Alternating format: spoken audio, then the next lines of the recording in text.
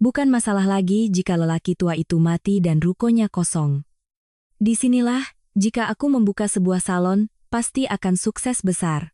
Pada hari itu, setelah acara tahlilan 7 hari ayahku, aku pergi untuk membereskan barang-barang peninggalannya.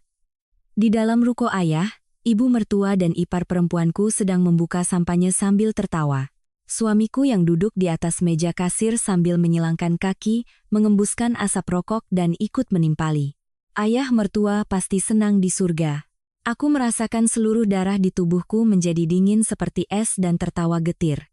Oh, begitu, mari kita buat perjanjiannya sekarang. Mereka bersorak-sorai, merasa mendapat durian runtuh.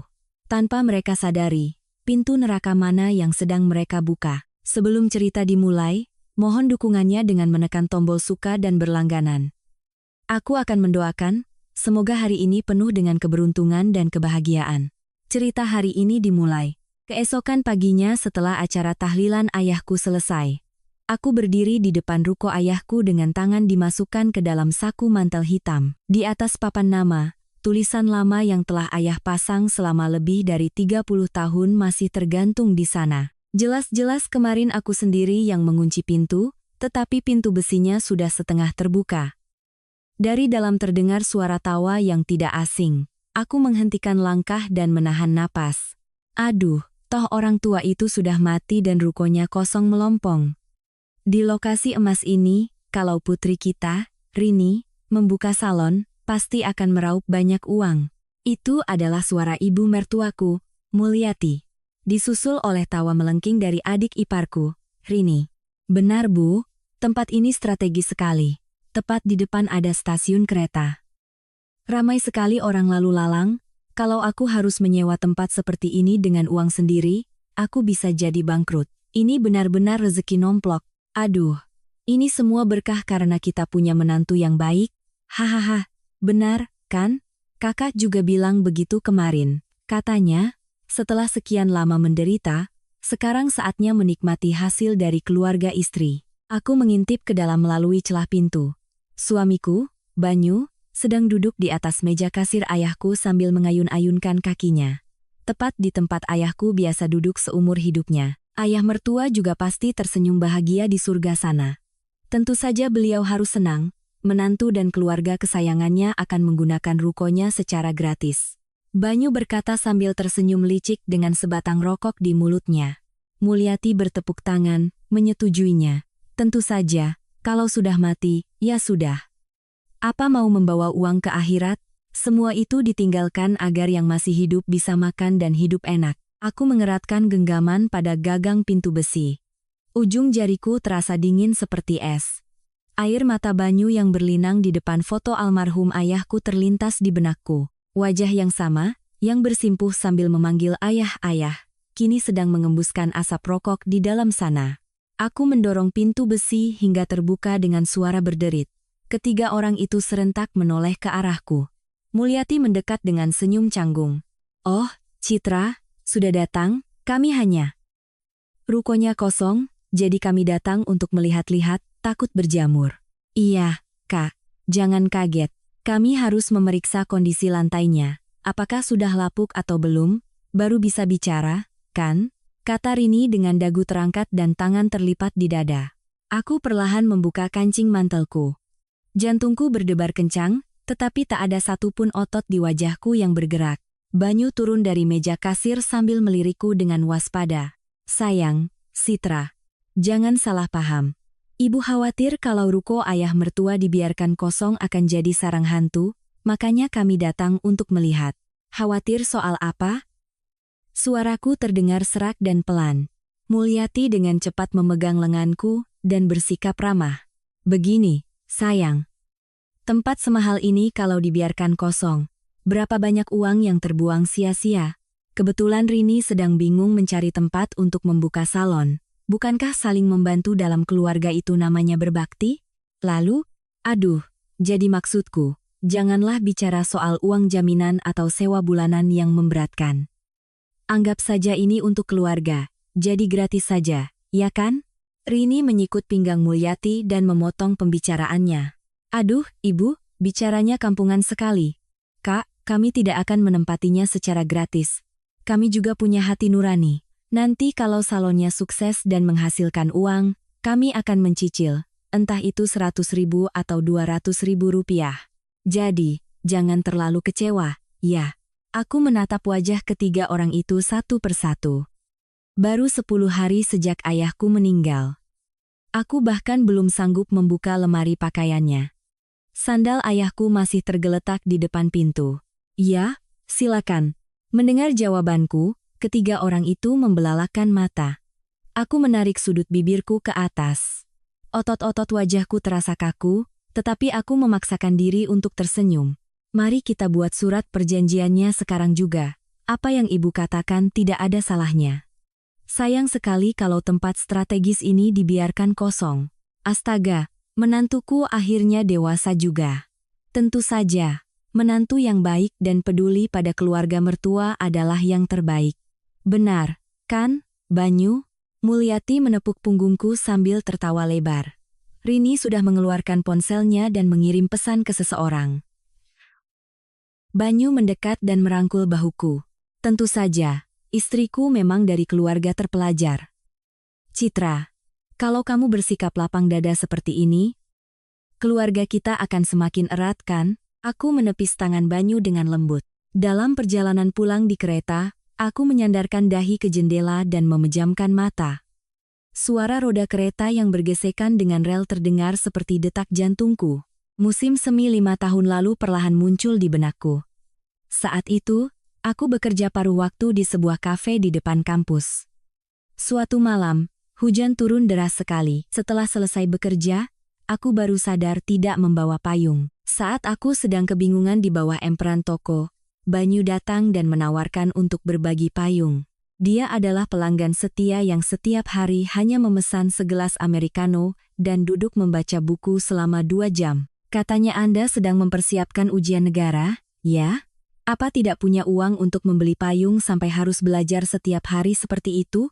Tanyaku sambil tersenyum.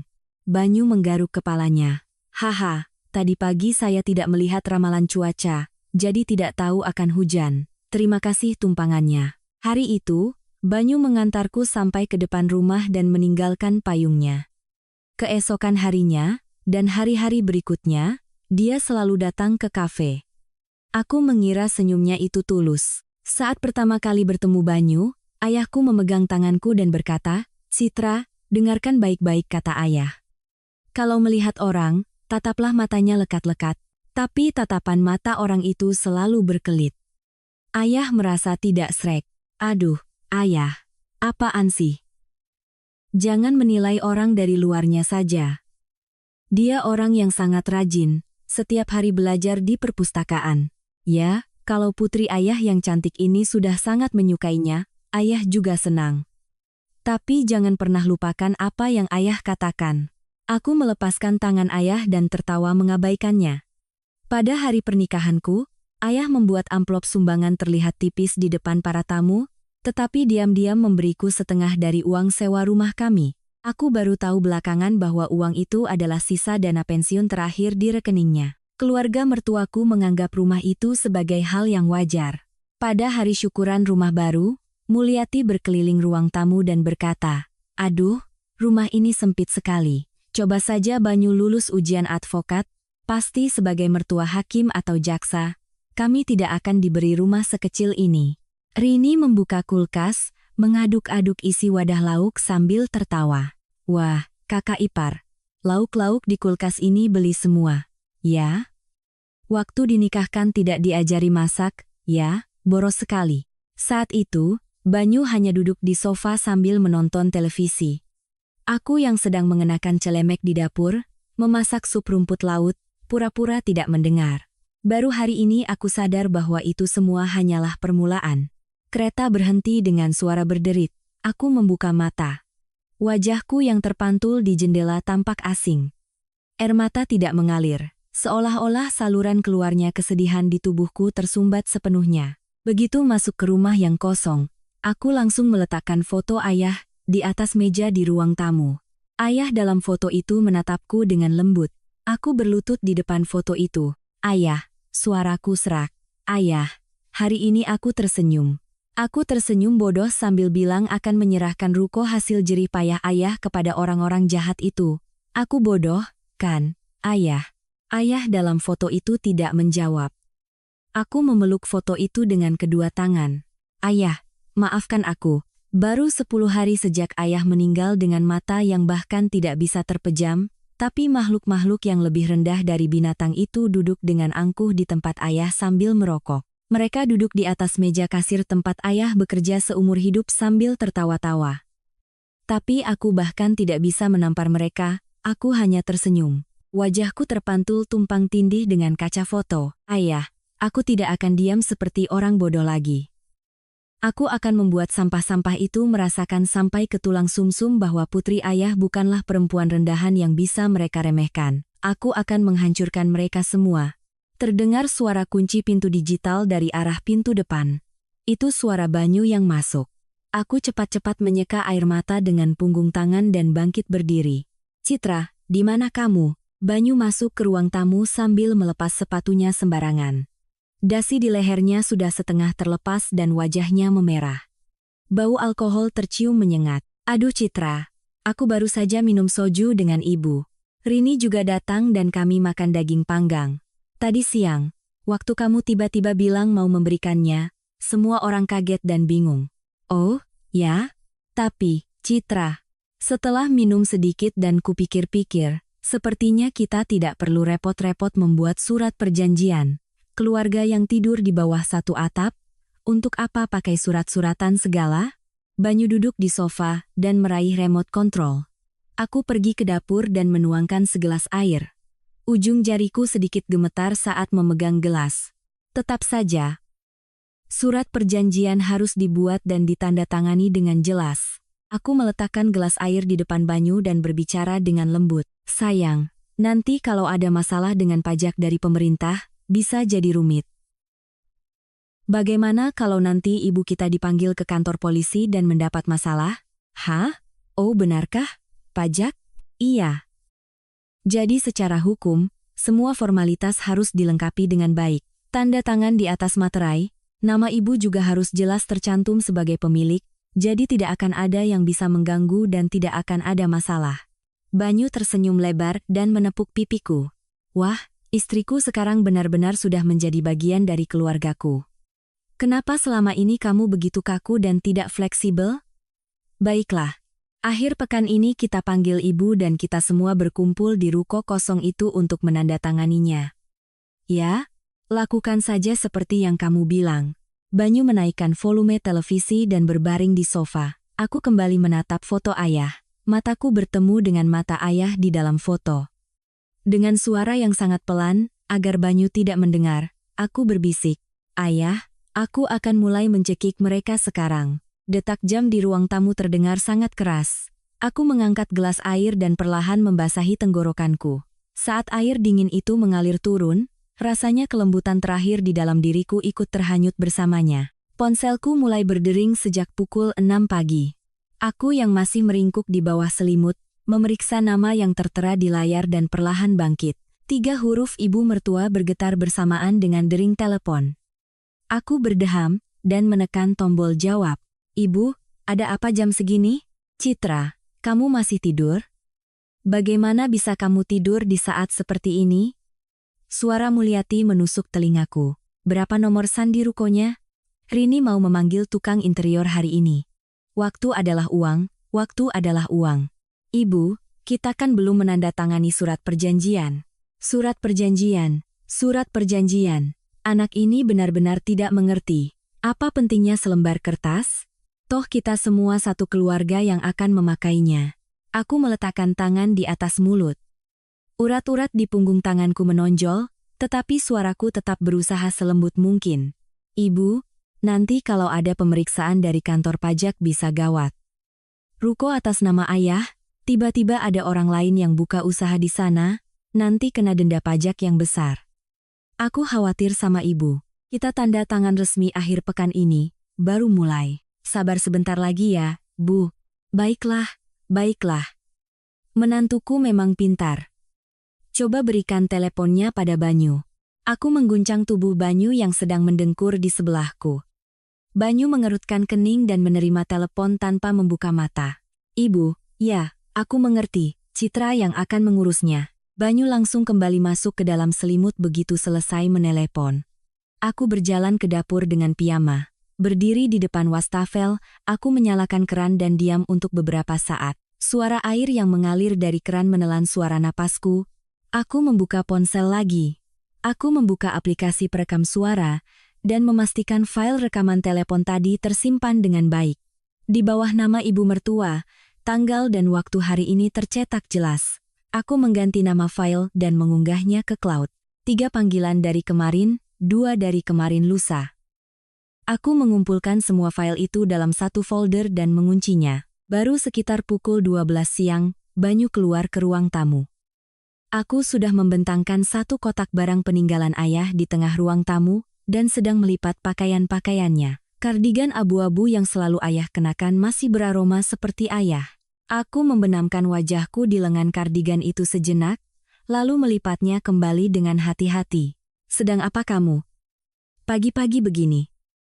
Bukan pagi lagi, sudah jam 12. Ini barang-barang apa? Ini semua mau dibuang, kan? Banyu melirik ke dalam kotak dan menyenggolnya dengan ujung kakinya. Dompet kulit tua ayah terguling di dalam kotak. Aku mengulurkan tangan dan mengambil dompet itu. Bagaimana bisa ini disebut barang-barang rongsokan? Ya, baunya tidak enak. Lagi pula rukonya harus dikosongkan, jadi sekalian saja bereskan semuanya. Buang saja ke tempat sampah. Banyu menguap dan membuka kulkas. Aku menggenggam dompet itu erat-erat dengan kedua tangan.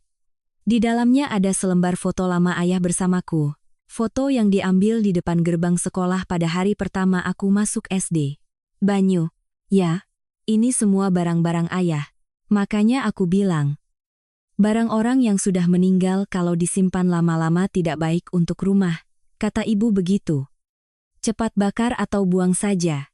Banyu meminum susu langsung dari kotaknya. Aku meletakkan kembali dompet itu ke dalam kotak dan menutupnya. Jantungku berdebar panas, tetapi wajahku tetap menunjukkan ekspresi biasa.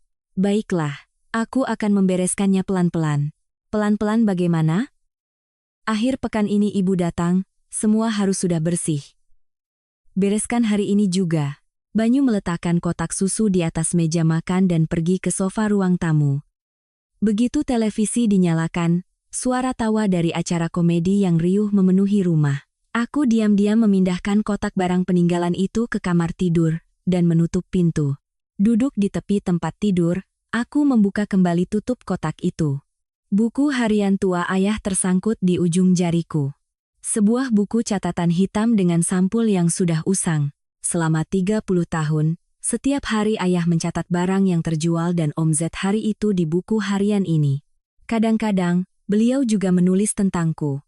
Hari ini Citra menelepon, katanya ujiannya lancar. Putriku memang hebat. Mertua Citra terus-menerus menelepon. Khawatir Citra akan kesulitan. Hari ini Banyu datang. Terus-menerus bertanya tentang harga ruko. Perasaanku tidak enak. Aku membuka halaman terakhir.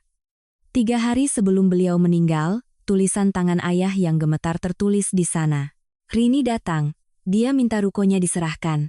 Mertua juga datang bersama. Jantungku berdebar. Aku memeluk buku harian itu di dada dan meringkuk di bawah selimut. Aku tidak bisa bersuara, jadi aku menggigit selimut. Bahuku berguncang, tetapi tidak ada suara yang keluar dari tenggorokanku. Mengapa ayah tidak memberitahuku tentang ini? Mengapa beliau menanggung semuanya sendirian? Pikiran itu membuat air mataku mengalir deras. Dari ruang tamu, terdengar suara tawa Banyu. Malam itu, aku menunggu Banyu tertidur. Baru setelah pukul 2 pagi, suara dengkuran Banyu mulai terdengar teratur. Aku diam-diam bangkit dari tempat tidur. Ponsel Banyu sedang diisi daya di atas nakas. Aku dengan hati-hati mengangkat jari Banyu dan menempelkannya ke layar. Kuncinya terbuka. Aku langsung membuka pesan. Percakapan terakhir dengan Rini muncul di layar. Rini, Kak, sudah kamu cek? Bisa dapat pinjaman. Banyu, berapa? Rini. Sekitar 50 juta sepertinya, asal kakak mau jadi penjamin. Banyu. Jangan bilang Citra, nanti dia ribut. Rini, tentu saja. Toh kalau nama rukonya sudah atas nama kita, semua beres, kan? Banyu. Itu urusan ibu, cukup dapatkan tanda tangan Citra saja. Rini, apa Citra mau tanda tangan begitu saja? Banyu. Dia lagi tidak waras sekarang. Setelah ayahnya meninggal, dia seperti orang linglung. Manfaatkan saja kesempatan itu. Aku mengambil tangkapan layar. Kemudian, aku membuka folder foto. Foto terbaru adalah foto Mulyati dan Rini yang sedang tersenyum membentuk huruf V di depan ruko. Aku memeriksa tanggalnya, sehari setelah pemakaman ayah. Aku mengirim semua foto itu ke cloudku. Setelah selesai mengirim, aku meletakkan kembali ponsel Banyu di tempatnya semula. Aku menatap wajah Banyu yang sedang tidur sejenak. Ada sedikit air liur di sudut bibirnya. Dulu, aku pasti akan menyekanya dengan tisu. Hari ini, aku tidak melakukannya. Aku pergi ke ruang tamu dan duduk di sofa. Cahaya lampu jalanan menyelinap masuk melalui jendela. Aku mengirim pesan kepada Pak Wibowo, seorang agen properti. Citra. Pak Wibowo, ini Citra. Besok siang bisa bertemu sebentar, Pak Wibowo. Tentu, Citra. Kebetulan ada yang ingin saya bicarakan soal ruko ayahmu. Datanglah besok jam 2 siang lewat pintu belakang ruko.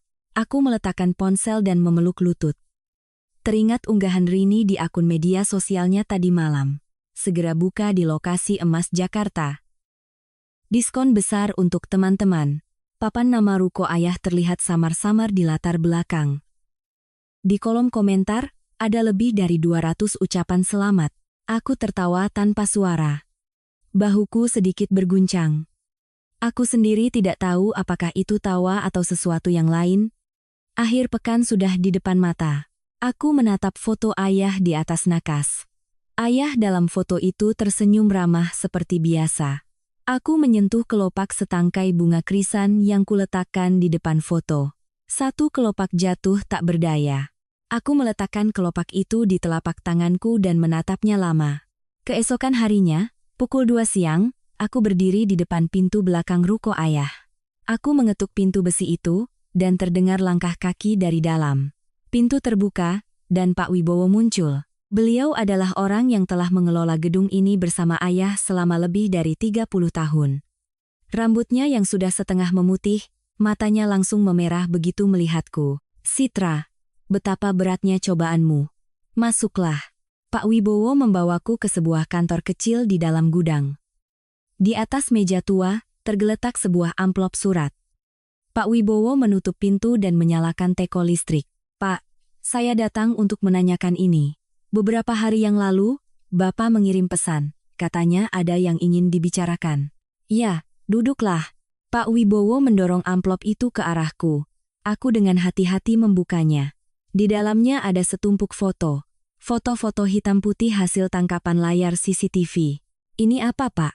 Pak Wibowo meletakkan secangkir kopi di depanku sambil menghela napas panjang. Citra, ini terjadi 3 hari sebelum ayahmu pingsan. Sejak hari itu, setiap hari mereka datang. Di dalam foto, terlihat Mulyati dan Rini sedang menunjuk-nunjuk ke arah ayah. Di foto lain, Banyu tampak begitu dekat seolah hendak mencekik ayah. Ayah duduk membungkuk di depan meja kasir. Aku membolak-balik foto satu persatu, jari-jariku gemetar. Pak, pagi hari saat ayah pingsan, mereka juga datang? Benar. Pagi itu, mertuamu dan suamimu ada di sini selama 2 jam. Ayahmu wajahnya pucat pasi dan tersungkur di meja kasir. Saat aku berlari ke dalam ruko, matanya sudah terbalik. Pak Wibowo menyeka air matanya dengan punggung tangan. Aku yang memanggil ambulans dan mengikutinya sampai ke rumah sakit. Di rumah sakit, dokter bilang serangan jantung. Aku sudah beberapa hari memikirkan bagaimana cara memberitahumu tentang ini. Aku meletakkan foto-foto itu dengan rapi di atas meja. Aku menarik napas dalam-dalam dan menghembuskannya. Sesuatu yang panas naik dari dalam dadaku, tetapi wajahku tetap tegar. Pak, kenapa tidak langsung memberitahuku? Bagaimana bisa aku menunjukkan ini padamu saat kamu sedang berduka? Dan selain ini, ada lagi. Pak Wibowo mengeluarkan sebuah map tebal dari laci mejanya. Ini ayahmu yang menitipkannya padaku 2 bulan lalu. Aku menerima map itu dan membukanya. Di halaman paling depan, tertulis tulisan tangan ayah yang kukenal. 5 kata, untuk putriku, Citra Sari. Aku membuka halaman berikutnya. Surat balik nama ruko. Di kolom nama pemilik, 3 kata namaku tercetak jelas. Tanggalnya 2 bulan yang lalu. Pak, ini. Ayahmu sudah mengurus semuanya atas namamu sejak lama. Katanya, keluarga besarmu sering datang dan menunjukkan gelagat aneh, jadi beliau ingin berjaga-jaga. Beliau tidak ingin membuatmu khawatir, jadi rencananya akan memberitahumu nanti. Aku memegang surat-surat itu dan terdiam untuk waktu yang lama. Kenyataan bahwa ayah mengkhawatirkanku sampai akhir hayatnya terasa begitu menekan di ulu hatiku. Orang-orang itu mengira ruko ini masih atas nama ayah dan harus diwariskan. Padahal, ruko ini sudah sepenuhnya menjadi milikku. Bapak tidak memberitahukan hal ini kepada siapapun, kan? Tentu saja tidak. Itu permintaan ayahmu. Tolong rahasiakan ini sebentar lagi. Aku juga akan berpura-pura tidak tahu apa-apa di depan mereka. Pak Wibowo menatapku lekat-lekat, lalu mengangguk. Citra, apa rencanamu? Aku akan mengembalikan nama baik ayah. Aku akan membuat mereka mengaku dengan mulut mereka sendiri mengapa ayah meninggal. Pak Wibowo memegang tanganku untuk waktu yang lama. Tangannya yang tebal terasa mirip dengan tangan ayah. Dari kantor Pak Wibowo, aku langsung menuju ke kantor pengacara, Pak Chandra. Beliau adalah teman lama ayah yang sudah beberapa kali kutemui saat ayah masih hidup. Pak Chandra mempersilakanku masuk ke ruang tamu dan kami duduk berhadapan. Citra, wajahmu terlihat sangat lelah. Pak Chandra, tolong bantu saya. Aku meletakkan semua bukti di depan Pak Chandra, rekaman suara, tangkapan layar percakapan dari ponsel Banyu, dan foto-foto CCTV yang baru saja kuterima dari Pak Wibowo. Pak Chandra melihat foto-foto itu satu persatu, lalu melepaskan kacamatanya dan memijat pangkal hidungnya. Orang-orang ini benar-benar keterlaluan. Ayahmu mengalami semua ini dan tidak memberitahumu sepatah kata pun. Pak Chandra, saya tidak hanya ingin bercerai. Saya ingin membuat mereka tidak bisa bangkit lagi. Pak Chandra menatapku lama, lalu bertanya dengan tenang, kamu sudah siap? Kalau ini dimulai, kamu juga akan sangat lelah.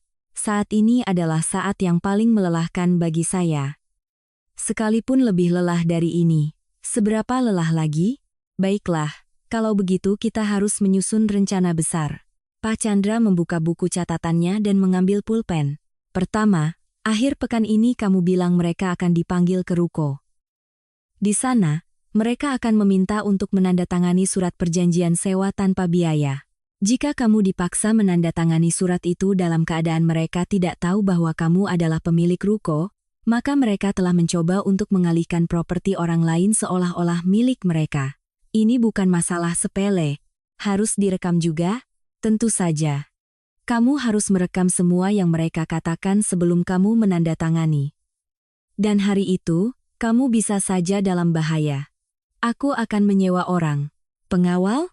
Aku akan memberitahu perusahaan keamanan sebelumnya. Kamu hanya perlu memberi sinyal. Dan surat yang menyatakan bahwa pemilik sebenarnya dari ruko ini adalah kamu. Kekuatannya akan lebih besar jika kamu mengeluarkannya di sana. Mereka akan benar-benar terkejut. Aku mengangguk. Satu sisi dadaku terasa dingin, sementara di sisi lain, sesuatu yang panas mulai membara. Perasaan yang aneh. Pak Chandra.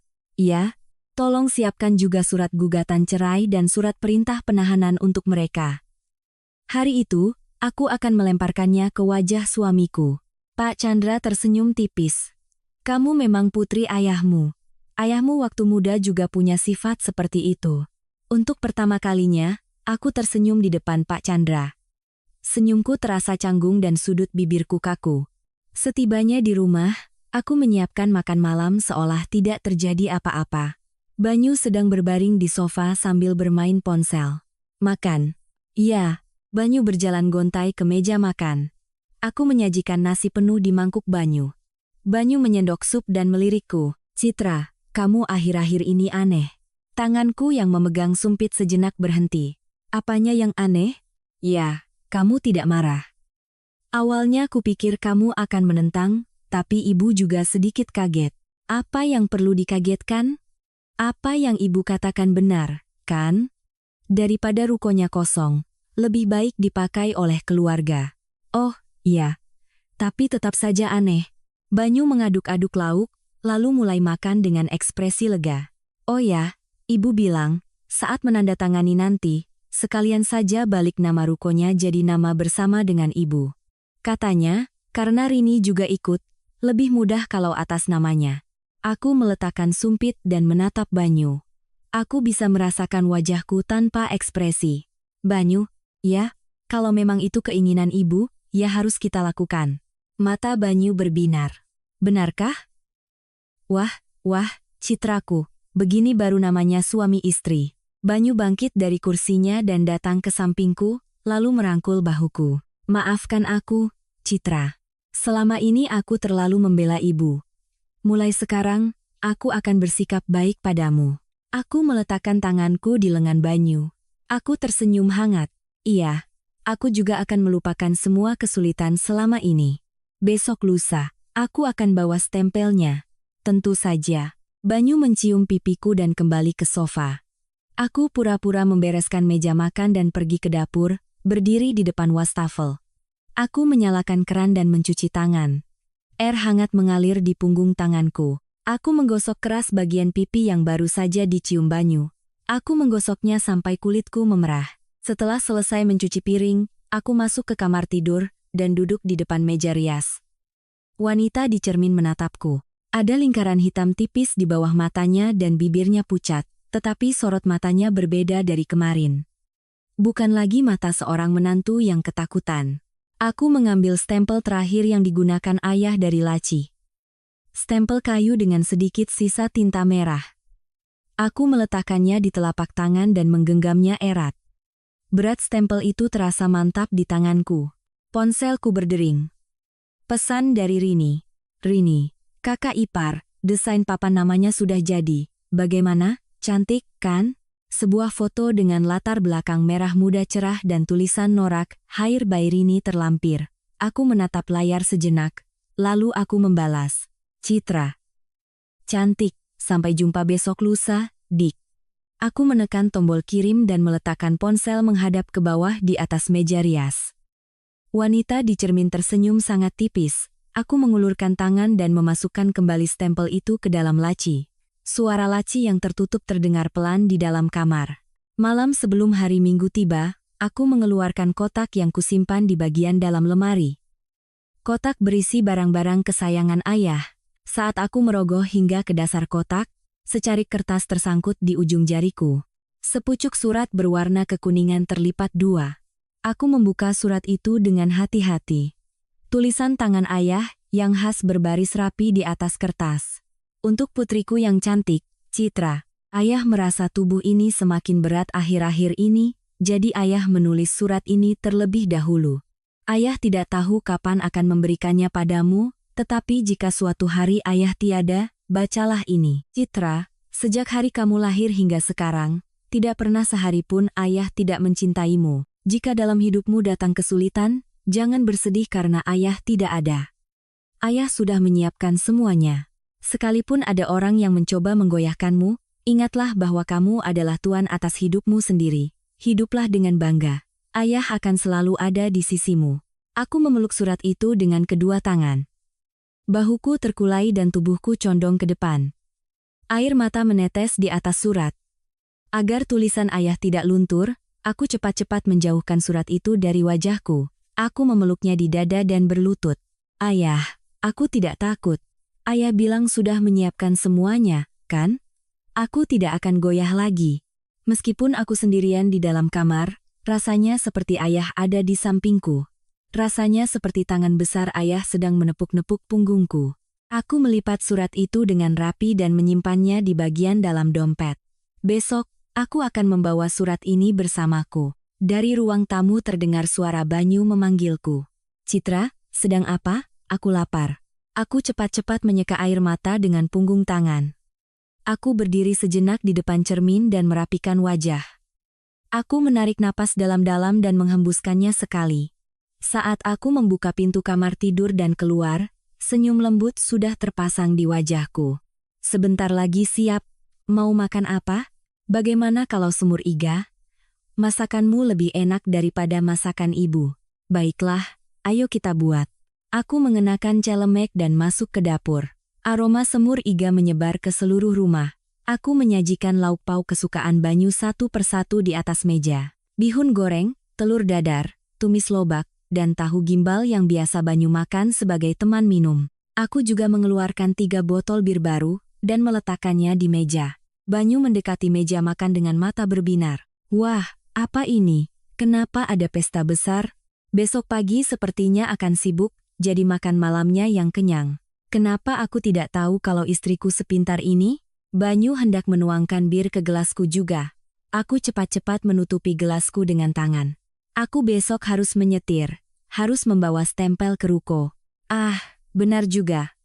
Kalau begitu, aku minum sendiri.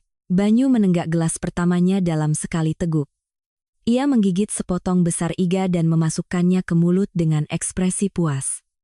Aku kembali mengisi gelas Banyu dengan bir. Banyu. Ya, setelah besok kita tanda tangan, sepertinya hatiku akan sedikit lega. Ini kan sama saja dengan mengurangi satu beban di pundak ayah yang sudah tiada. Wah, citraku sekarang sudah benar-benar dewasa. Kenapa selama ini kamu begitu terikat pada ayah? Orang yang sudah meninggal ya sudah meninggal. Banyu berkata sambil mengunyah iga. Aku mengambil tumis lobak dengan sumpit dan meletakkannya di mangkuk nasi Banyu. Ujung jariku sedikit kaku, tetapi ekspresiku tidak berubah. Oh ya, ibu kan bilang soal balik nama ruko atas nama ibu. Hah, tadi ibu telepon, katanya. Bagaimana kalau langsung atas nama ibu saja, bukan nama bersama? Soal pajak atau apalah, aku tidak begitu mengerti. Atas nama ibu sendiri? Ya, aku sih ikut saja apa kata ibu. Toh harta keluarga kita kan sama saja. Aku mendorong kuah semur iga ke depan Banyu. Senyum di bibirku terpasang dengan wajar. Iya, kita turuti saja kemauan ibu. Banyu menghabiskan 2 botol bir. Wajahnya memerah, lalu ia pergi ke sofa dan langsung tertidur pulas. Aku membereskan meja. Selama aku mencuci piring satu persatu, hanya suara detak jam yang memenuhi dapur. Setelah selesai mencuci piring, aku melepaskan celemek. Aku berdiri di depan pintu dan menatap keluar sejenak. Aku diam-diam memakai sepatu dan menutup pintu. Banyu yang tertidur tidak mendengar apa-apa. Pukul 11 malam, aku sudah berada di depan ruko ayah. Hanya cahaya lampu jalanan yang menyinari pintu besi. Aku mengeluarkan kunci dan membuka pintu belakang. Dari dalam kegelapan, aroma ayah menyeruak. Tanpa menyalakan lampu, aku berjalan ke depan meja kasir. Kursi kayu tempat ayah duduk selama lebih dari 30 tahun masih ada di sana. Di bantalannya, bentuk bokong ayah masih tercetak jelas. Aku meletakkan telapak tanganku di atas bantalan itu. Rasanya seperti kehangatan ayah masih tertinggal. Ayah, suaraku bergema pelan di dalam kegelapan. Besok, semuanya akan berakhir di sini.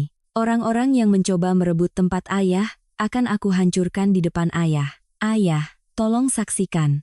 Aku mengelus kalkulator tua ayah yang ada di atas meja kasir dengan ujung jariku. Ayah menggunakan 2 kalkulator. Satu untuk pelanggan, satu lagi milik ayah. Aku meletakkan keduanya berdampingan dan menatapnya sejenak. Ponselku berdering. Itu Pak Chandra. Citra, bisa bicara sebentar? Ya, Pak Chandra. Besok pagi jam 9, tim keamanan 2 orang akan siaga di dekat ruko. Kamu cukup memberi sinyal dari dalam, mereka akan masuk dalam 5 detik. Sinyalnya? Saat kamu melemparkan surat-surat itu ke wajah mereka. Orang kami yang di luar akan melihat semuanya dari jendela. Tidak perlu sinyal khusus. Baik, surat cerai juga sudah siap. Surat perintah penahanan juga sudah kusampaikan ke hakim. Besok, kamu hanya perlu datang dengan persiapan mental. Pak Chandra, terima kasih. Hutang budiku pada ayahmu sangat besar. Ini sudah seharusnya kulakukan. Kuatkan hatimu. Setelah menutup telepon, aku bersandar di meja kasir. Aku memejamkan mata dalam kegelapan. Apa yang akan kukatakan, ekspresi apa yang akan kutunjukkan saat duduk di sini besok pagi, sudah kubayangkan lebih dari 100 kali di dalam kepalaku. Sejak Banyu, Mulyati, dan Rini membuka pintu ini, bagaimana ekspresi mereka akan berubah? Aku sudah tahu. Wajah-wajah yang tertawa sambil membuka sampahnya akan menjadi pucat di depan surat-surat itu. Gambarannya begitu jelas di depan mataku. Aku membuka mata dan bangkit dari tempat duduk. Aku perlahan melihat sekeliling ruko. Foto peresmian pertama yang digantung ayah, surat-surat dari pelanggan yang ditinggalkan, foto masa muda ayah yang tertempel di dinding. Aku berhenti sejenak di depan foto itu. Ayah dalam foto itu adalah seorang pria muda berusia awal 30-an, wajahnya penuh percaya diri. Ayah, aku mirip ayah, kan? Aku berkata pelan ke arah foto. Dalam perjalanan pulang, aku menengadah ke langit. Beberapa bintang berkelip di langit malam yang tak berawan. Angin malam yang dingin menerpa wajahku, tetapi aku tidak merasa kedinginan. Surat ayah yang kusimpan di dalam dompet berada di dekat jantungku di balik mantel. Tiba di rumah, aku membuka pintu dengan pelan. Banyu masih mendengkur di sofa, aku tidak menyelimutinya. Aku langsung masuk ke kamar tidur dan menutup pintu. Aku duduk di depan meja rias dan menatap cermin. Mata wanita di cermin tidak goyah sedikit pun. Aku membuka laci dan memasukkan stempel ayah, surat kepemilikan atas namaku, dan surat cerai yang disiapkan Pak Chandra ke dalam tas. Suara tas yang tertutup terdengar singkat dan mantap di dalam kamar. Aku berbaring di tempat tidur dan memejamkan mata. Aku tidak bisa tidur, tetapi tubuhku terasa nyaman. Dari luar jendela, terdengar suara kereta pertama di pagi hari. Aku menarik selimut sampai ke leher dan membaca kembali surat ayah dalam hati. Hiduplah dengan bangga. Ayah akan selalu ada di sisimu. Hanya beberapa jam lagi sebelum matahari pagi terbit. Minggu pagi, pukul 10, aku membuka pintu besi ruko ayah. Sinar matahari pagi masuk memanjang ke dalam toko. Aku berdiri di belakang meja kasir dan meletakkan tasku di bawah kakiku. Di dalam tas, semua dokumen yang kusiapkan kemarin sudah ada. Dari luar pintu besi, terdengar suara tawa yang riuh. Mulyati masuk paling depan, diikuti oleh Rini dan Banyu. Di tangan Mulyati ada sebotol sampahnya, dan di tangan Rini ada beberapa gelas kertas. Wah! Menantuku sudah datang. Kakak ipar, hari ini wajahmu terlihat cerah. Bajumu juga cantik, tumben sekali. Rini menepuk bahuku sambil berlalu. Aku tersenyum tipis. Mulyati meletakkan sampahnya di atas meja kasir dengan suara keras. Banyu dengan santai duduk di kursi kayu ayah. Ayo, sebelum tanda tangan, kita minum dulu. Ini aku beli yang paling mahal di Jakarta. Mulyati membuka tutup botol sampahnya, dan dengan suara letupan, busa meluap. Rini menuangkan sampahnya ke dalam gelas kertas, sambil menyeringai. Bu, aku suka sekali tempat ini. Nanti kaca depannya aku ganti dengan kaca besar. Papan namanya aku pasang besar-besar di atas sana. Tentu saja. Putriku yang akan mengaturnya. Menantu, minum juga. Hari ini kan hari baik. Mulyati menyodorkan gelas kertas ke arahku. Aku tidak menerimanya dan mengeluarkan sebuah map dari dalam tasku. Map kuning tipis. Ibu, kita lihat dulu surat perjanjiannya. Aduh, anak ini.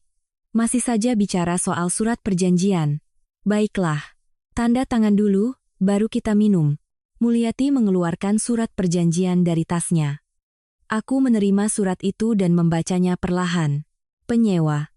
Rini Hartati. Uang jaminan. 0. Sewa bulanan. 0 tojoa. Jangka waktu sewa. Tidak terbatas. Di bagian paling bawah surat perjanjian, terlampir sebuah klausul. Akta balik nama ruko. Setelah penyewa meninggal dunia, disetujui untuk dibalik nama atas nama ibu penyewa, Mulyati. Tulisan itu dicetak dengan huruf kecil. Aku melipat surat itu 2 kali dan meletakkannya di atas meja kasir. Ibu, di sini tertulis penyewanya atas nama ayah. Iya. Toh nanti kalau diwariskan, kamu yang akan jadi pemiliknya, jadi sementara ditulis begitu. Tanda tangan saja. Tapi ada juga klausul yang menyatakan bahwa setelah penyewa meninggal, akan dibalik nama atas nama ibu. Oh, itu hanya untuk memudahkan urusan pajak. Tidak usah dipikirkan. Mulyati melambaikan tangannya dan memberiku isyarat untuk segera menandatangani. Aku membuka kembali surat perjanjian itu dan menunjuk klausul itu dengan ujung jariku. Ibu, Ini kan sama saja dengan meminta saya menyerahkan ruko ini, kan? Kenapa bicaranya jadi rumit begitu? Citra, toh kita keluarga, akan dipakai bersama-sama. Ibu jadi tidak enak. Banyu bangkit dari kursinya, dan mendekat dengan cepat. Ia mencengkeram pergelangan tanganku dengan kasar. Citra, sudah cukup. Kenapa dari tadi banyak bicara? Tanda tangan saja. Cengkeraman Banyu semakin kuat. Aku mencoba melepaskan tanganku, tetapi Banyu tidak melepaskannya. Rini berdiri di samping dengan tangan terlipat di dada sambil mendecakkan lidah. Kakak ipar, dengarkan kata suamimu. Hari baik begini kenapa mau merusak suasana? Aku menatap tangan Banyu. Cengkeramannya begitu kuat hingga meninggalkan bekas merah di pergelangan tanganku. Lepaskan tanganku. Suaraku terdengar rendah. Banyu sempat terkejut sejenak, tetapi kemudian ia tertawa sinis. Wah, ada apa denganmu hari ini? Tidak mau tanda tangan? Aku memanfaatkan saat Banyu sedikit melonggarkan cengkeramannya dan melepaskan tanganku. Aku mengambil surat perjanjian itu dengan kedua tangan dan merobeknya menjadi dua. Suara robekan kertas terdengar keras di dalam toko. Mulut Mulyati setengah terbuka. Kamu sedang apa? Aku melemparkan surat perjanjian yang sudah robek itu ke atas meja kasir. Aku mengeluarkan sebuah map dari dalam tasku. Di halaman paling atas, aku mengeluarkan sertifikat hak milik dengan namaku tercetak besar dan melemparkannya ke depan Mulyati. Ibu, coba baca ini. Mulyati mengambil surat itu. Matanya bergerak ke kiri dan ke kanan membaca isinya. Senyum di wajahnya menghilang dan wajahnya menjadi pucat pasi. Ini apa? Saya pemilik ruko ini. 2 bulan yang lalu, ayah sudah menyerahkan semuanya kepada saya. Ibu baru saja menyuruh saya menandatangani surat untuk ruko orang lain. Rini merebut surat itu dari tangan Mulyati. Tangan Rini yang memegang surat itu gemetar. Bu, ini benar. Astaga, apa-apaan ini? Citra, kamu menipu kami. Mulyati menunjuk-nunjuk ke arahku. Aku tidak menghindari ujung jarinya dan menatap lurus ke arah Mulyati. Seenaknya saja mau membuka salon di rukoku. Ibu, kalau mau mengemis, setidaknya yang sopan sedikit. Toko menjadi sunyi senyap. Busa sampahnya mengalir diam-diam di samping gelas kertas. Banyu mundur selangkah. Citra, tunggu sebentar. Sepertinya ada salah paham. Salah paham? Aku mengeluarkan setumpuk foto dari dalam tasku. Foto-foto tangkapan layar CCTV yang diberikan Pak Wibowo. Aku menunjukkan foto-foto itu satu persatu di depan wajah Mulyati. Ini 3 hari sebelum ayah meninggal. Ini 2 hari sebelumnya. Dan ini, pagi hari saat ayah pingsan.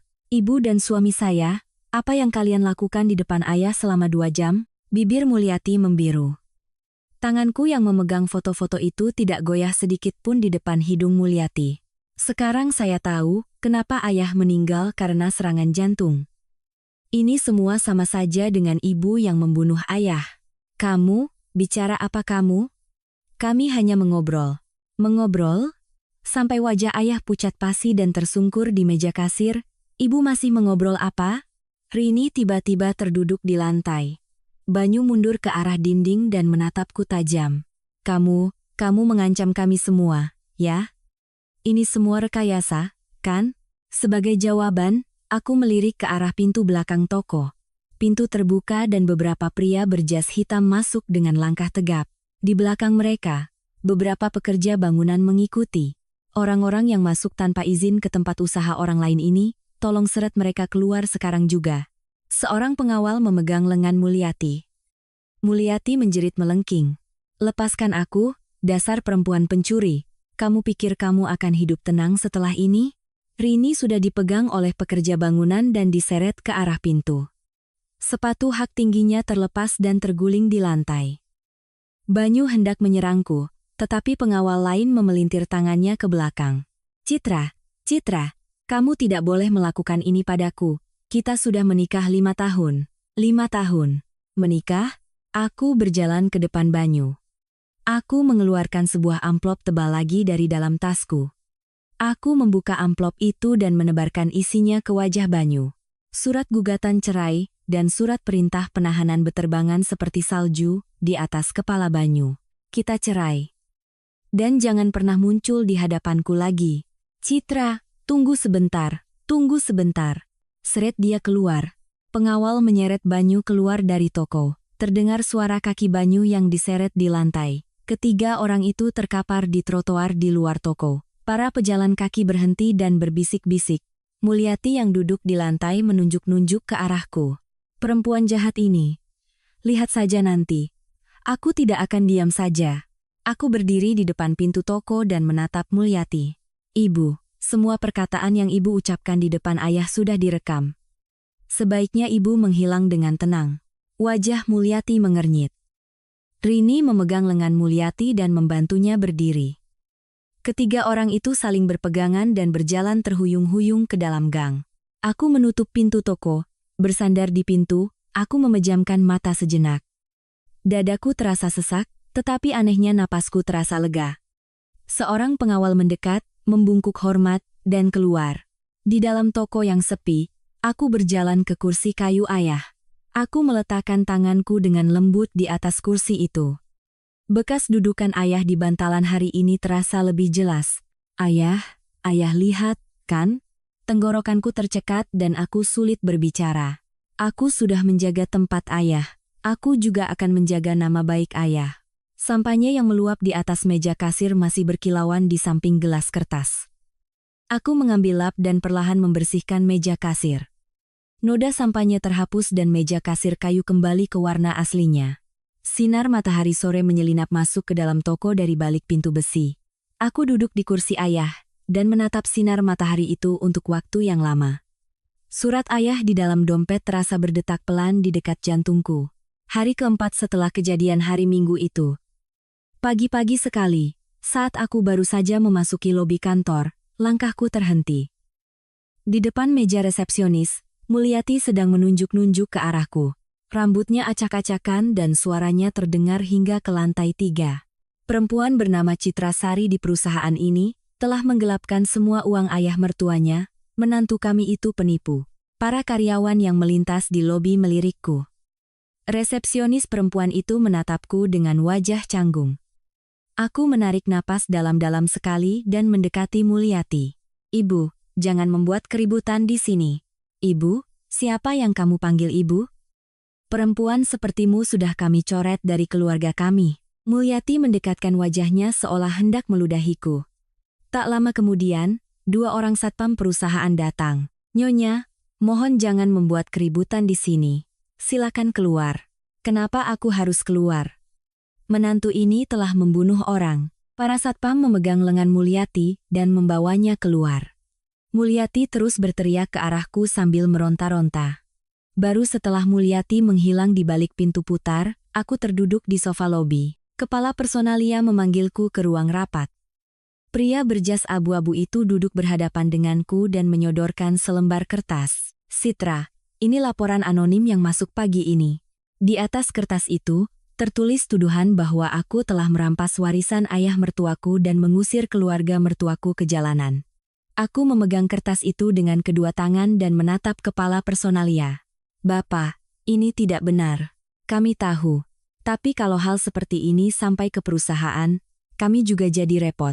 Apalagi sampai membuat keributan di luar seperti itu. Saya akan menyelesaikannya. Beri saya waktu beberapa hari. Citra, kami tahu selama ini Anda bekerja dengan rajin. Tapi kalau perusahaan kami sampai terlibat dalam masalah seperti ini, ujung kalimat kepala personalia menggantung. Aku mengembalikan kertas itu dan bangkit dari kursi. Saat aku menutup pintu ruang rapat dan keluar, kakiku terasa lemas. Aku bersandar sejenak di dinding koridor. Dalam perjalanan pulang di kereta, aku memeriksa unggahan Rini. Di sebuah komunitas online yang terkenal. Saya menulis ini karena merasa tidak adil. Cerita tentang kakak ipar yang merampas warisan begitu ayah mertua meninggal. Dalam tulisannya, Rini menggambarkan dirinya sebagai adik ipar yang baik, dan Mulyati sebagai seorang ibu tua yang tidak punya tempat tinggal. Aku digambarkan sebagai perempuan jahat yang bahkan menggelapkan dana pensiun suaminya. Di bawah tulisan itu, ada lebih dari 200 komentar. Sudah jelas perempuan jahat. Bagaimana kalau dapat menantu seperti itu? Sebarkan wajahnya. Aku mematikan layar ponsel. Aku menatap wajahku yang terpantul di jendela kereta. Dalam beberapa hari, Tulang pipiku terlihat lebih menonjol. Ponsel di dalam tasku terus berdering. Nomor tak dikenal, aku tidak mengangkatnya. Tetapi sebuah pesan masuk. Citra, kan? Aku Sarah, teman kuliahmu. Aku lihat tulisan di internet. Apa itu benar? Ya, ada masalah apa dengan keluarga mertuamu akhir-akhir ini? Aku kaget melihatnya di internet, makanya menghubungimu. Aku tidak membalas dan memasukkan kembali ponsel ke dalam tas. Setiap kali kereta bergoyang, tubuhku ikut terombang-ambing. Aku menggenggam erat pegangan. Tiba di depan rumah, gagang pintu terasa longgar. Aku mendorongnya. Pintu terbuka dengan mudah. Kuncinya rusak. Lampu ruang tamu menyala. Banyu sedang duduk di sofa. Di bawah kakinya ada sebuah kotak barang peninggalan yang kusimpan di kamar tidur. Isi kotak itu berantakan. Citra, sudah pulang.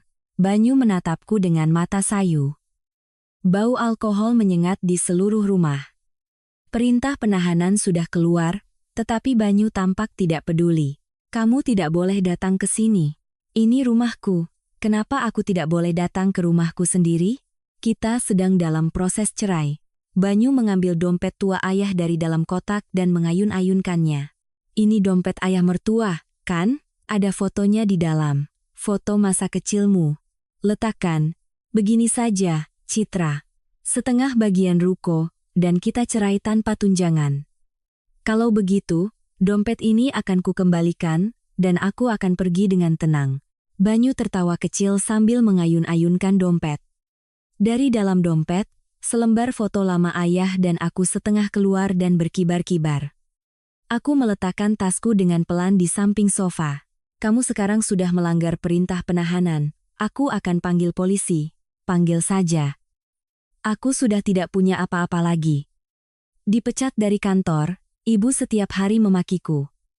Semua ini gara-gara kamu. Banyu bangkit dari sofa dan menendang sandarannya. Terdengar suara keras. Aku mundur selangkah sambil mengeluarkan ponsel dan menekan tombol panggilan darurat. Polisi, di rumah saya ada orang yang melanggar perintah penahanan. Banyu mencoba merebut ponsel dari tanganku, tetapi aku berhasil menghindar. Aku berlari keluar pintu. Aku menuruni tangga 2 anak tangga sekaligus dan berlari sampai ke lobi lantai 1. Satpam menyambutku dengan wajah kaget. Butuh waktu 15 menit sampai polisi datang. Selama polisi naik ke atas, aku duduk di sofa lobi. Banyu turun bersama polisi.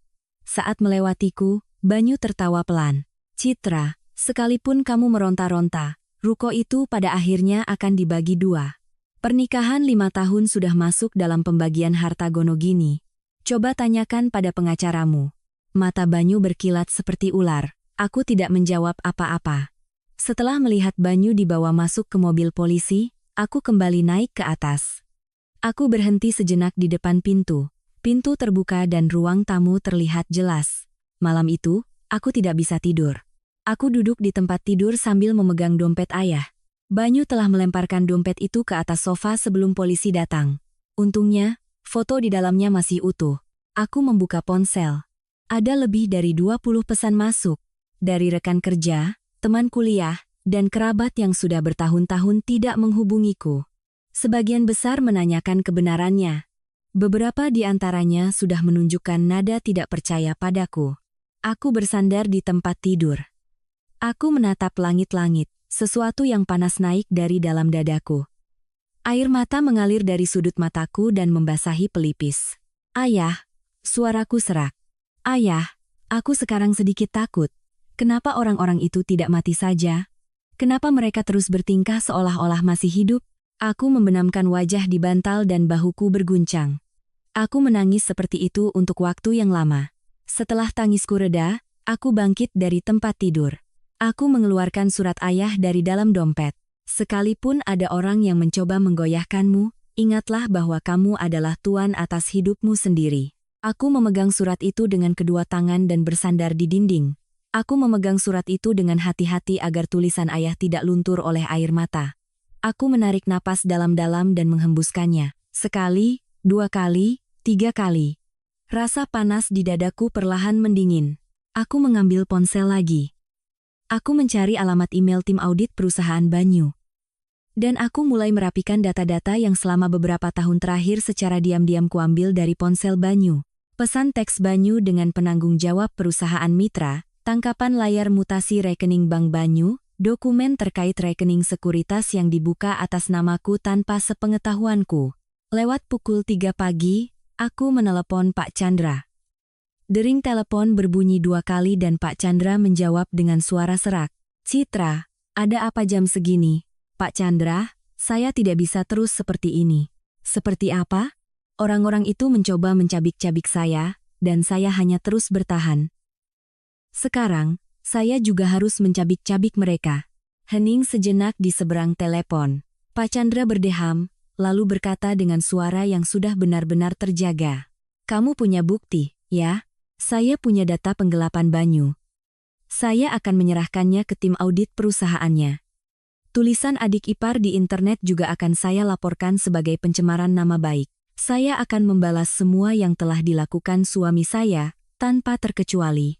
Datanglah ke kantor besok pagi jam 9. Bawa semuanya." "Baik." Aku menutup telepon. Langit di luar jendela mulai sedikit terang. Aku dengan hati-hati meletakkan dompet ayah di dalam laci. Suratnya juga kulipat kembali ke dalam dompet. Aku berdiri di depan cermin. Mataku sedikit bengkak. Aku membasuh wajah dengan air dingin. Sensasi air yang mengalir di wajahku hari ini terasa begitu jelas. Sambil mengeringkan wajah dengan handuk, aku menatap wanita di cermin. Sorot mata yang kemarin goyah, hari ini terlihat berbeda. Aku membuka lemari dan mengeluarkan setelan jas abu-abu, pakaian yang ayah berikan sebagai hadiah saat aku pertama kali bekerja. Sambil merapikan lengannya, aku menatap setelan jas yang tergantung di gantungan sejenak. Lalu dengan tenang aku mengeluarkannya dan meletakkannya di atas tempat tidur. Saat aku tiba di kantor Pak Chandra, jam menunjukkan tepat pukul 9. Aku mengenakan setelan jas abu-abu dan membawa tas kantor. Di dalam tas, data-data yang kurapikan semalaman tersimpan dalam 3 map tebal. Pak Chandra menyambutku dengan kacamatanya. "Baiklah, mau tunjukkan yang mana dulu?" "Ini." Aku meletakkan map pertama di depan Pak Chandra. Pesan teks Banyu dengan penanggung jawab perusahaan mitra, rincian rekening tempat uang suap mengalir, dan data terkait rekening sekuritas yang dibuka Banyu atas namaku tanpa sepengetahuanku. Pak Chandra membolak-balik dokumen itu, lalu menatapku dari balik kacamatanya. "Bagaimana kamu bisa mengumpulkan semua ini? Sejak tahun keempat pernikahan kami, Banyu mulai aneh. Setiap malam tidur sambil memeluk ponsel, membereskan buku tabungan juga diam-diam. Awalnya kupikir dia punya wanita lain, tapi setelah kuperhatikan, ternyata masalahnya uang. Sejak saat itu, aku diam-diam mengumpulkan data. Kamu mirip ayahmu. Ayahmu juga tidak pernah melewatkan apapun." Pak Chandra memasukkan kembali dokumen-dokumen itu ke dalam map sambil berkata, "Data ini akan sampai ke tim audit perusahaan Banyu siang ini. Kamu tidak perlu turun tangan.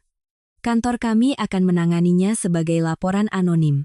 Bagaimana dengan adik iparku?" Tulisan di komunitas online itu, kami sudah mengamankan tulisan asli dan ID-nya. Siang ini, kami akan secara resmi mengajukan laporan ke polisi siber. Ibu mertuamu yang membuat keributan di lobi kantormu, juga akan kita laporkan sebagai pencemaran nama baik dan gangguan terhadap pekerjaan. Ketiganya. Data CCTV lobi kantormu sudah diamankan oleh pihak perusahaanmu. Mereka juga bersedia bekerja sama. Aku mengangguk. Pak Chandra menyodorkan secangkir kopi dan menatapku lekat-lekat sejenak. "Citra, kalau ini dimulai, hidup mereka akan berakhir." Aku bertanya untuk terakhir kalinya. "Pak Chandra." "Ya?" "Mereka yang lebih dulu mengakhiri hidup ayah." Pak Chandra mengangguk pelan, lalu membubuhkan stempel pada dokumen-dokumen itu. Pada hari sidang pengadilan, aku duduk di barisan paling depan kursi penonton. Banyu duduk di seberang bersama seorang pengacara muda dari perusahaannya. Wajah Banyu terlihat sangat tirus dalam beberapa hari. Dasinya miring dan ujung lengan kemejanya kusut. Begitu hakim duduk, Pak Chandra mulai mengajukan bukti-bukti satu persatu. Pengacara Banyu awalnya terlihat percaya diri. Namun, saat Pak Chandra mengeluarkan salinan data penyelidikan yang sudah berjalan di tim audit perusahaan Banyu, Ekspresinya berubah. Pengacara muda itu membisikkan sesuatu kepada Banyu. Banyu melambaikan tangannya dan menggelengkan kepala dengan keras. Pengacara muda itu menghela napas, lalu bangkit dari kursinya. Yang mulia, saya mengundurkan diri dari kasus ini mulai hari ini. Tidak ada komunikasi yang cukup dengan klien sebelumnya. Banyu memegang lengan pengacaranya, tetapi pengacara itu melepaskan tangannya dan membereskan dokumen-dokumennya, lalu meninggalkan ruang sidang. Banyu menatap kosong kursi di sebelahnya. Wajahnya berubah menjadi abu-abu. Hakim bertanya kepada Banyu, "Saudara Banyu, apakah Anda akan memberikan kesaksian sendiri?" Saya. Banyu membuka mulutnya, tetapi tidak bisa melanjutkan kata-katanya. Bibirnya gemetar. Aku menatap punggung Banyu dari kursi penonton. Bahu lebar yang pertama kali kulihat di ruang tunggu pengantin pria pada hari pernikahan kami, hari ini terlihat begitu sempit. Saya tidak bersalah. Ini semua rekayasa istri saya. Banyu berbalik dan menunjuk ke arahku. Terdengar suara bisik-bisik dari kursi penonton. Aku menatap lurus ke ujung jari Banyu. Aku tidak menghindar. Hakim memerintahkan Banyu untuk kembali duduk. 2 minggu berlalu sejak saat itu. Pagi-pagi, saat aku membuka koran, aku menemukan berita tentang perusahaan tempat Banyu bekerja di salah satu sudut halaman sosial. Sebuah berita singkat yang menyatakan bahwa 3 orang karyawan telah dipecat karena kasus suap dengan perusahaan mitra. Namanya tidak disebutkan, tetapi aku tahu. Sore hari di hari yang sama, sebuah pesan masuk dari Rini. "Rini, kakak ipar, tolong selamatkan aku. Kamu tahu berapa dendanya? Aku benar-benar mau mati rasanya. Rini, tulisan itu ibu yang suruh. Aku tidak tahu apa-apa. Rini, kakak ipar. Bukan kakak, tolong aku sekali ini saja." Aku tidak membalas. Aku juga tidak menghapus pesannya. Aku biarkan saja di sana. Hari sidang terakhir gugatan cerai. Terbukti bahwa ruko ayah sudah dibalik nama atas namaku sebelum pernikahan. Pengadilan memutuskan bahwa itu adalah harta bawaan yang kuterima dari ayah, bukan harta yang diperoleh selama pernikahan. Tuntutan pembagian harta gono gini dari Banyu ditolak. Sebaliknya, Banyu diperintahkan untuk membayar tunjangan kepadaku. Selama hakim membacakan putusan, Banyu menundukkan kepalanya. Bahunya sedikit bergetar. Aku menyimpan surat ayah di saku dalam. Berat surat itu terasa berdetak pelan di dekat jantungku. Di koridor saat keluar dari ruang sidang, aku berpapasan dengan Mulyati. Dalam beberapa hari, Mulyati terlihat 10 tahun lebih tua. Rambutnya sudah setengah beruban. Begitu melihatku, Mulyati berlutut. Citra, tolong sekali ini saja, tolong." Mulyati memegang ujung celanaku. Orang-orang di koridor berhenti dan menatap kami. Aku menatap tangan Mulyati. Di punggung tangannya yang keriput, urat-urat biru menonjol. "Ibu, lepaskan tangan ibu." "Citra, Banyu dipecat dari kantornya, Aud. Rini didenda puluhan juta. Aku tidak punya apa-apa lagi. Citra, tolong selamatkan aku." "Ibu." Ya, aku akan melakukan apa saja. Aku sedikit menundukkan tubuhku untuk mensejajarkan pandanganku dengan Mulyati. "Coba ibu ingat sejenak apa yang telah ibu lakukan pada ayah. Saat ayah tersungkur di meja kasir hari itu, ibu ada di mana?" Mata Mulyati goyah. Aku kembali menegakkan tubuhku. Aku dengan tenang melepaskan tangan Mulyati dari celanaku. Kalau saja hari itu ibu memohon pada ayah seperti ibu memohon padaku hari ini, aku tidak akan seperti ini sekarang. Aku berjalan menyusuri koridor. Di belakangku, suara tangisan Mulyati terdengar panjang. Aku tidak menoleh ke belakang. Di ujung koridor, Pak Chandra sudah menungguku. Pak Chandra mengulurkan tangannya kepadaku. Aku menyambut tangannya dengan kedua tanganku. Keesokan harinya setelah putusan cerai dikukuhkan, aku pergi ke apartemen yang dulu menjadi rumah kami untuk terakhir kalinya membereskan barang-barang. Di depan pintu, tumpukan kardus pindahan sudah menumpuk. Banyu telah mengeluarkan barang-barangnya, kata Satpam. Sejak subuh ia memindahkan barang-barangnya dengan gerobak karena tidak bisa menyewa truk. Aku melihat Banyu dari jendela lobi apartemen. Ia sedang memuat selimut dan pakaian ke dalam gerobak tua. Ujung celananya sudah usang dan di wajahnya tumbuh janggut yang sudah beberapa hari tidak dicukur. Banyu mendorong gerobak itu menuju gerbang depan apartemen. Di depan gerbang, roda gerobak tersangkut dan barang-barangnya berjatuhan. Banyu berlutut dan mulai memunguti barang-barangnya kembali. Aku mengalihkan pandanganku dari jendela. Jantungku tidak berdebar, tidak juga sakit. Rasanya seperti sebuah rumah yang sangat tua telah benar-benar runtuh dari tubuhku. Aku masuk ke dalam rumah. Aku membuka jendela ruang tamu untuk ventilasi. Aku dengan hati-hati mengangkat foto ayah dari atas nakas. Ayah dalam foto itu masih menatapku. Ayah. Sekarang rumah kita sudah kita jaga. Ruko juga sudah kita jaga. Aku berkata pelan ke arah foto. Ayah, aku tidak takut lagi. Sepertinya aku bisa hidup dengan baik tanpamu. Angin musim semi berhembus masuk melalui jendela ruang tamu. Tirai bergoyang lembut. Aku memeluk foto itu di dada dan duduk di sofa. Sinar matahari turun memanjang di atas sofa. Ponselku berdering. Pak Wibowo. Citra. Bos perusahaan interior bilang desainnya sudah jadi semua. Kapan ada waktu? Besok pagi saya ke sana, Pak. Baiklah. Kafe yang selalu ayahmu bicarakan itu, kan? Iya. Ayah selalu bilang ingin membuka kafe bersama putrinya di sini. Tentu. Kamu mewujudkan keinginan ayahmu. Aku menutup telepon. Aku bangkit dari sofa dan pergi ke dapur. Aku mengambil sebuah gelas kaca tua dari lemari. Gelas yang ayah berikan saat pertama kali datang berkunjung ke rumah ini. Aku menuangkan air ke dalam gelas. Sinar matahari menembus gelas kaca dan berkilauan seperti riak air di atas meja makan. Aku minum seteguk air. Air dingin mengalir di tenggorokanku. Di setiap tempat yang dilewati air itu, rasanya luka lama sedikit demi sedikit sembuh. Aku memegang gelas kaca itu dengan kedua tangan dan menatap langit di luar jendela.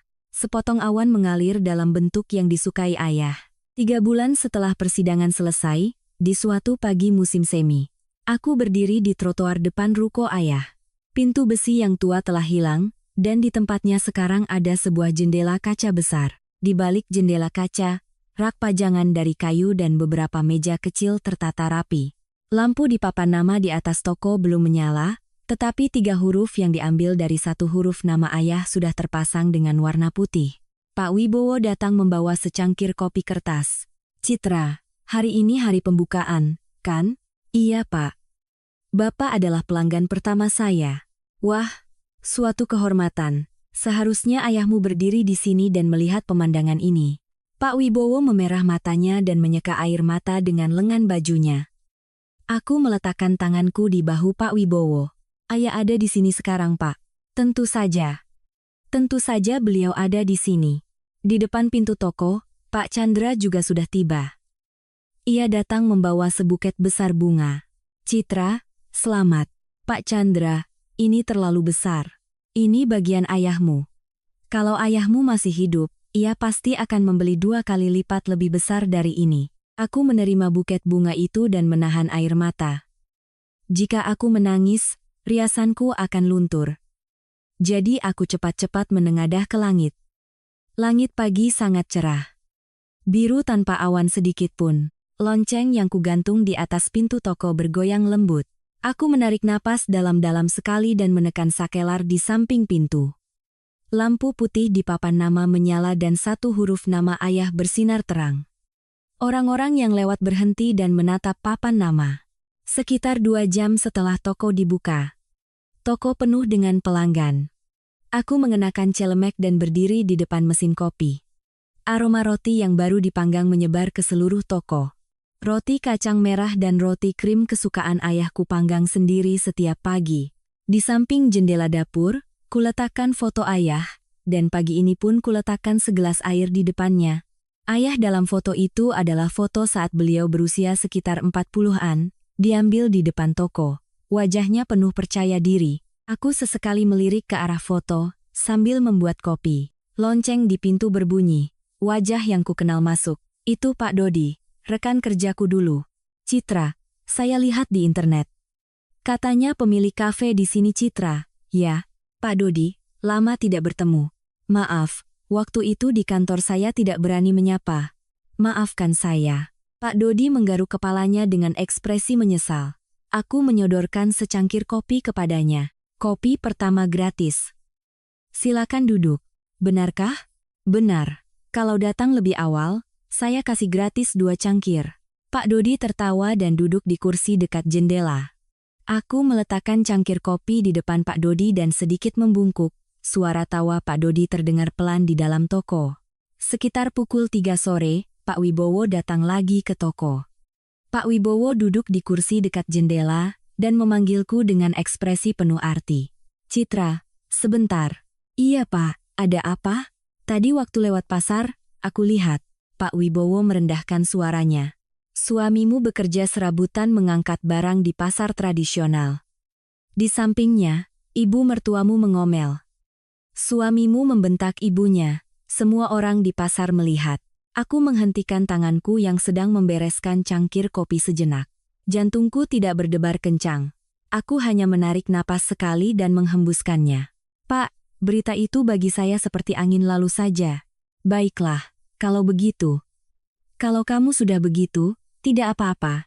Pak Wibowo mengangkat cangkir kopinya dengan ekspresi puas. Aku kembali ke depan mesin kopi. Aku menggiling biji kopi baru. Suara gilingan kopi hari ini terdengar sangat ceria. Pukul 9 malam, pelanggan terakhir pergi, dan aku menutup toko. Aku melepaskan celemek dan menggantungkannya di atas meja kasir. Toko menjadi sunyi. Aku menyapu remah-remah roti yang jatuh di lantai.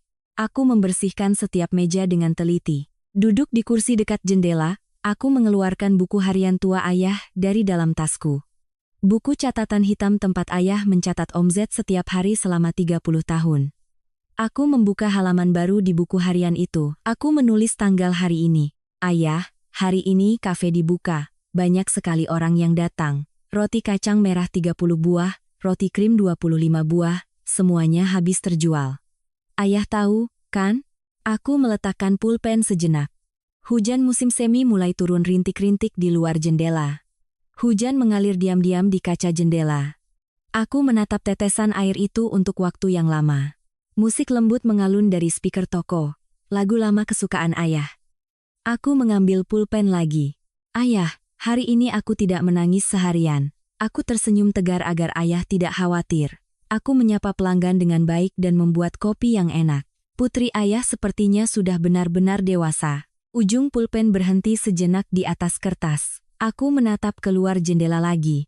Di bawah cahaya lampu jalanan, hujan musim semi turun dengan lembut. Teringat suatu hari di musim semi saat ayah masih hidup, kami berjalan bersama di bawah satu payung. Hari itu, ayah memayungi sebagian besar untukku, dan bahu ayah basah kuyup.